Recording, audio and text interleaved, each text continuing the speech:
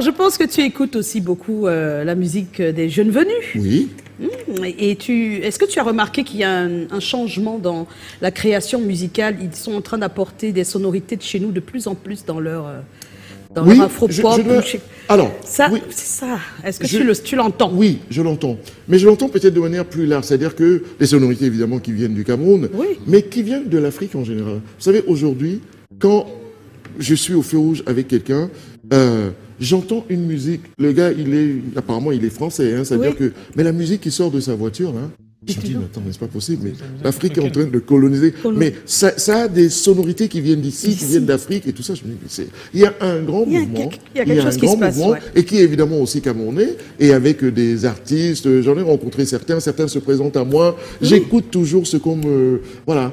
Et la musique est toujours en pleine mutation. Et ça, c'est une très très bonne chose. Il ne faut pas qu'elle stagne. Même si on est des anciens et qu'on croit toujours aux traditions.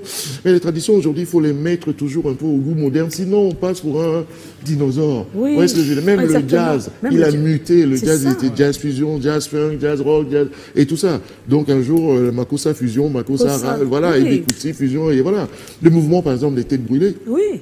C'était un mouvement déjà qui était entamé depuis très très longtemps. Bien avant les têtes brûlées, moi j'ai connu ici à Douala d'ailleurs des aînés comme Messi Mokanda Martin, voilà, qui jouait dans une petite boîte ici à Douala à l'époque. Et voilà, et les têtes brûlées ont continué. Et il y en a d'autres qui continuent encore. Et que toutes nos musiques soient comme ça par des jeunes. Oui. Est-ce que c'est important quand même d'avoir cette identité camerounaise qu'on a réclamée beaucoup dans les musiques des jeunes? Est-ce que c'est important d'avoir... Oui. Oui. Quand vous entendez une musique qui vient du Congo, vous le savez. Hein. Oui. Quand vous entendez une musique qui vient de Côte d'Ivoire, vous le savez. C'est vrai. Quand vous entendez qui vient du Dakar ou du Sénégal, vous l'entendez. Pourquoi pas Cameroun? Mais nous, on dit que le fait